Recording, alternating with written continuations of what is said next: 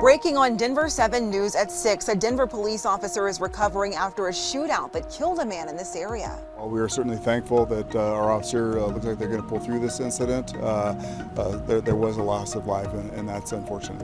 I'm Jessica Crawford, and I'm at the scene here in Broomfield with what led up to the deadly chaos at the intersection behind me. It just is destroyed and it's ruined, and then you have to start all over again. And honestly, where do you start? Restaurants, hotels, and homes all wiped away in Fort Myers, Florida after Ian. We're bringing you the latest from the ground. Well, the Raiders are last in the AFC West, but the Broncos aren't taking their old bitter rivals lightly. The trash talk in the locker room ahead of Sunday's matchup.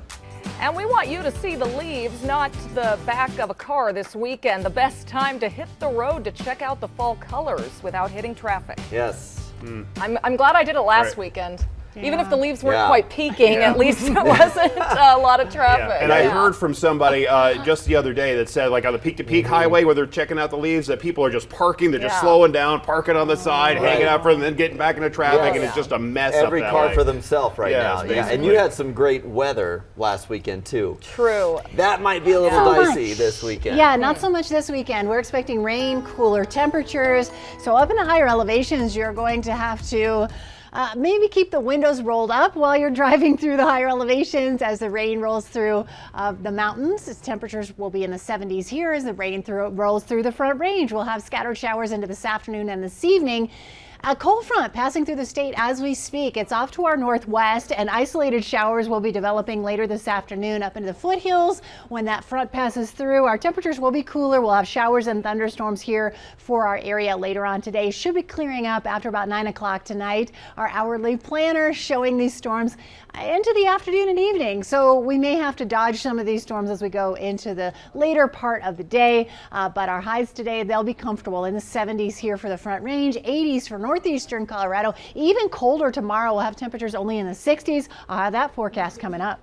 And right now we have some building traffic out in those usual spots around town for us here this morning, including over there on I-76 and I-270. Starting to see a little bit more of this traffic coming down from that Commerce City split, and you can see it right here. That's the Commerce City split. This is that westbound side. A little bit slower getting down to 74th.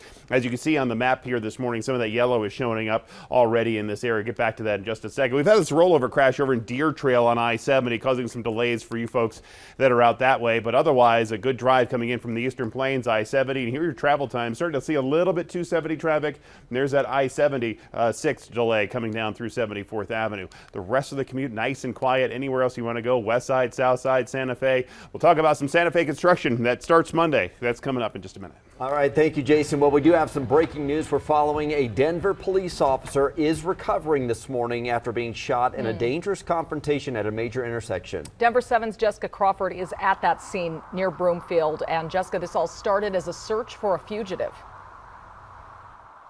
Absolutely, it did start that way, and it ended up with one officer in the hospital and that suspect dead. So let's talk about that officer right now. He is a 20-year veteran of DPD, and right now they say that he's stable, talking with doctors, and that he has a good prognosis. All of this came about after Denver officers were in this part of Broomfield around 3 p.m. searching for a warrant fugitive who was also connected to a murder investigation. They spotted him in a white car heading down Sheridan Boulevard, and the suspect got into a crash with a blue car at the intersection with Midway. The suspect got out and tried to carjack a third vehicle, but was unsuccessful. The suspect took off running and shot at Denver officers, hitting one of them in the neck. Other police shot back and killed that suspect. I think you can imagine what he's feeling right now. Certainly grateful that he's gotten such tremendous amount of support from the community and from law enforcement. And we are working to learn more about that possible murder investigation that suspect may have been involved in. Also, there was a female that was in the car with the suspect at the time. Officers do not know the extent of her involvement, so they are trying to figure that out. Also, good news here, no one else was hurt. Live in Broomfield, I'm Jessica Crawford, Denver 7. All right, that is good news. Thank you, Jessica. This is at least the 5th time a Front Range police officer has been shot in the line of duty in the past year. Littleton officer David Snook was shot multiple times last September while trying to arrest a suspect in a shooting. He survived his injuries. Then in late December, Lakewood Police Agent Ashley Ferris was shot as she confronted a gunman who had killed 5 people. She survived and killed the suspect. In August, El Paso County Deputy Sheriff Andrew Peary was shot and killed while responding to a shots fired call in Widefield. Authorities say the suspect in that shooting killed himself.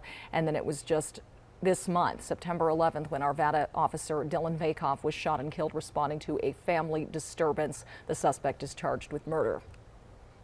Well, more breaking news we're following this morning because Ian is a hurricane once again, checking in at Category 1 strength. It is set to make landfall around the South Carolina coastline this afternoon. Charleston police are already urging only essential travel right now, and we are seeing some of the devastation in the wake of Hurricane Ian in Florida. CNN has reported at least 19 people have died in the storm. We are getting an update from Florida Governor Ron DeSantis around 6:45 our time this morning. Meanwhile, CNN's Ivan Rodriguez is in Fort Myers, where they've seen some of the worst of the damage. In Fort Myers, people are still coming to grips with all the destruction left behind by Hurricane Ian. We know that here in Charlotte County, there are at least 10 storm-related deaths behind me. You can see some of the destruction. Boats that were once on water pushed onto land. Some of these images that you're showing me, it's the first time I've seen them. It's pretty emotional for me. 2 days after Hurricane Ian slammed into Florida's southwest coast, and many are only just beginning to grapple with the damage and devastation left behind. Being so hardworking honestly doesn't matter. It just is destroyed and it's ruined. And then you have to start all over again. And honestly, where do you start? How do you start in this? Millions are still without power and others still with no access to clean water. It looks like a bomb went off here, to be honest with you. It's beyond what I thought was capable of happening. Hundreds have had to be rescued so far, plucked from roofs and partially submerged cars. Those on islands like Sanibel cut off from the mainland after the causeway collapsed, needing rescue by helicopter or boat. There's a whole bunch of people just like y'all, thousands of them, take you to a shelter. Now, Ian is expected to head toward the Carolinas and northeast Georgia after intensifying again to a Category 1 hurricane in the Atlantic Ocean. Those governors have issued state of emergency orders ahead of the storm, and many residents are being told to hunker down. It's going to be a little bit hairy. 6-foot surge, with a 6-foot tide, we're going to be at 12 feet. That's about the maximum a lot of houses out here can take on the first floor. We're also hearing from people who say they are devastated, some of them saying that the destruction was so bad that they are now homeless. We're also hearing from the Florida State Marshal, who says this could be the largest natural disaster in Florida state history. In Fort Myers, I'm Ivan Rodriguez.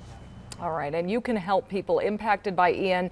Denver 7 Gives is partnering with the Scripps Howard Fund for hurricane relief. Our teams across Florida will work with local organizations to make sure every penny you give ends up with those in need. You can text STORM to 50155 and follow the prompts, or you can scan the QR code on your screen.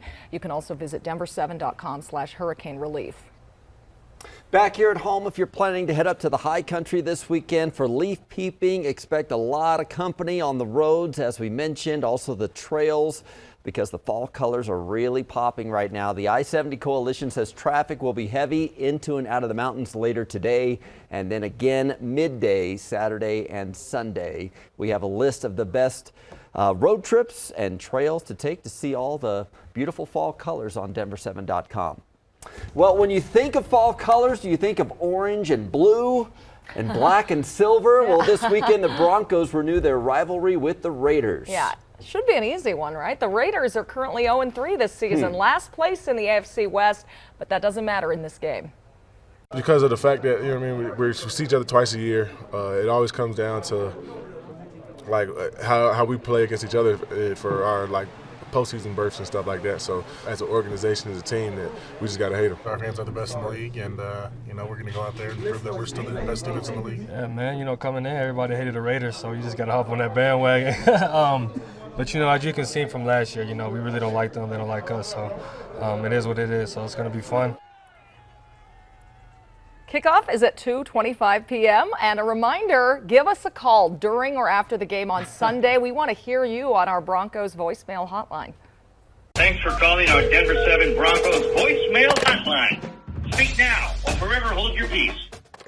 That's our sports director, Lionel Bienvenu.